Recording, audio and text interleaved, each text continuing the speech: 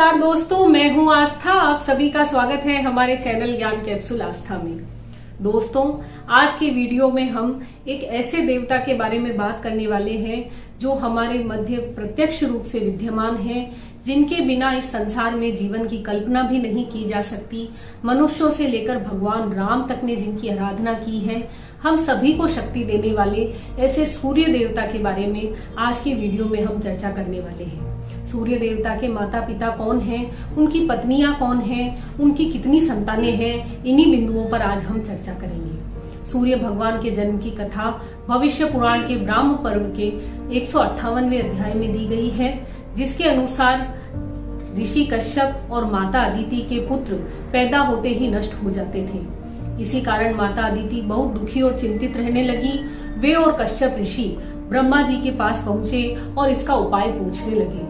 ब्रह्मा जी ने कहा कि मैं इस समय सूर्य लोक में जा रहा हूँ, आप भी मेरे साथ चलिए। वहां जाकर उन्होंने देखा कि पृथ्वी, वायु, अंतरिक्ष, चारों वेद, सप्तर्षि, देवता, बृहस्पति, कामदेव सभी सूर्य की उपासना कर रहे हैं। सूर्य देवता ने उनकी बात सुनी और उन्हें आश्वासन दिया।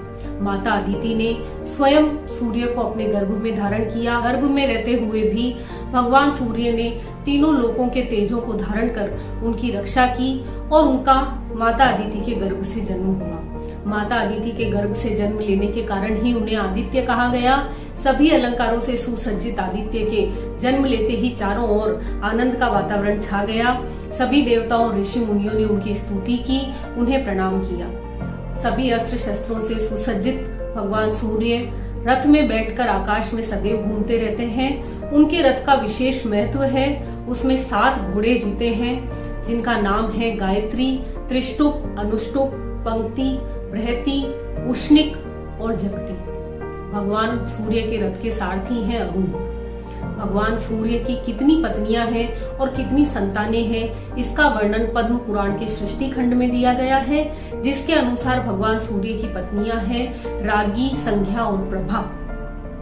रागी से भगवान सूर्य के रेवत नाम के पुत्र हुए, प्रभा से प्रभात नाम के पुत्र हुए, संज्ञा जो कि विश्वकर्मा की पुत्री थी, जिनसे भगवान सूर्य के विवस्वत मनु नाम के पुत्र हुए, यम और यमी नाम की 2 जुड़वा संतानें हुई।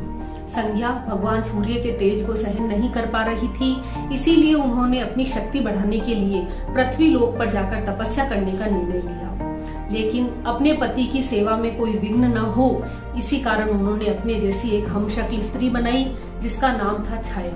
कुछ शास्त्रों में उनका नाम सवर्णा भी दिया गया है। उन्होंने छाया से कहा कि तुम मेरे पति की सेवा करना, मेरे पुत्र पुत्रियों को माता के समान स्नेह देना।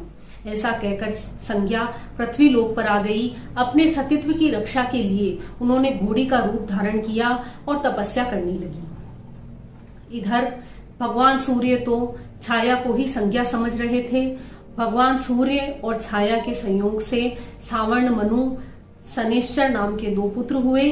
विष्टि और तप्ती नाम की 2 कन्याएं हुई।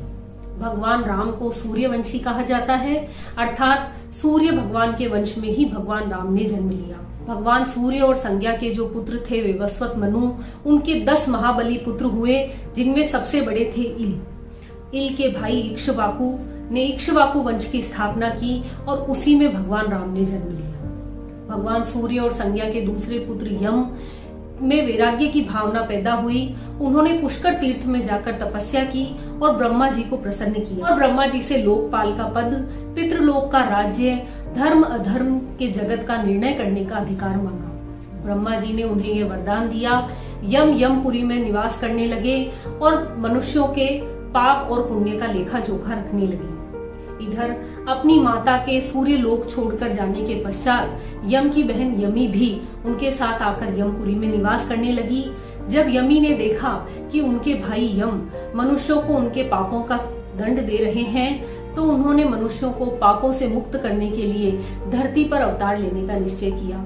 वही यमी यमुना नदी के रूप में धरती पर अवतीर्ण हुई। एक बार भगवान सूर्य अपनी पत्नी छाया से मिलने पहुंचे, तो उनके पुत्र शनिश्चर ने सूर्य के तेज को सहन न कर पाने के कारण अपनी आंखें बंद कर ली।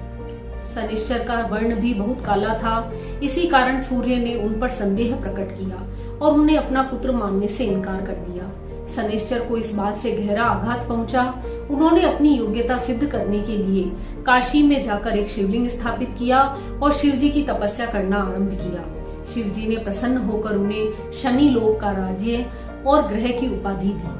भगवान सूर्य ने अपना ताप पृथ्वी पर कम करने के लिए अपनी पुत्री तप्ती को नदी के रूप में धरती पर अवतीर्ण किया और उन्हें विनय पर्वत से पश्चिम की ओर बहने का आशीर्वाद दिया। भाई शनैश्चर ने कहा कि तप्ती और यमुना में जो भाई बहन यम चतुर्थी के दिन स्नान करेंगे उन्हें अकाल मृत्यु का भय नहीं रहेगा। भगवान सूर्य और छाया की दूसरी पुत्री विष्टि बहुत ही भयानक रूप वाली है।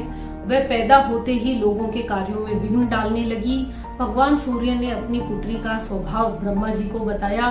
तब ब्रह्मा जी ने कहा कि पुत्री विष्टि, तुम बव, बालव और कौलव आदि कर्णों के अंत में निवास करना। 3 दिन छोड़कर चौथे दिन के आधे भाग में देवता और असुर तुम्हारी पूजा करेंगे।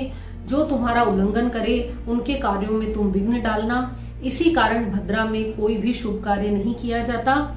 इस प्रकार ब्रह्मा जी ने सूर्य की पुत्री को पंचांग में स्थान दे दिया। जब सूर्य को यह पता चला कि मेरी वास्तविक पत्नी संज्ञा पृथ्वी पर घोड़ी के रूप में निवास कर रही है, तो भगवान सूर्य स्वयं घोड़े का रूप लेकर पृथ्वी पर पहुंचे और उनके और संज्ञा के संयोग से 2 पुत्रों का जन्म हुआ, जिन्हें नासत्य और दस्त्र नाम से जाना जाता है, जिन्हें अश्विनी कुमार भी कहा जाता है। अत्यंत रूपवान अश्विनी कुमार देवताओं के वेद्य हैं। यह है भगवान सूर्य का परिवार। मुझे आशा है आपको यह जानकारी अच्छी लगी होगी। अगर आपको यह जानकारी अच्छी लगी तो वीडियो को लाइक कीजिए, शेयर कीजिए और चैनल को सब्सक्राइब कीजिए। धन्यवाद।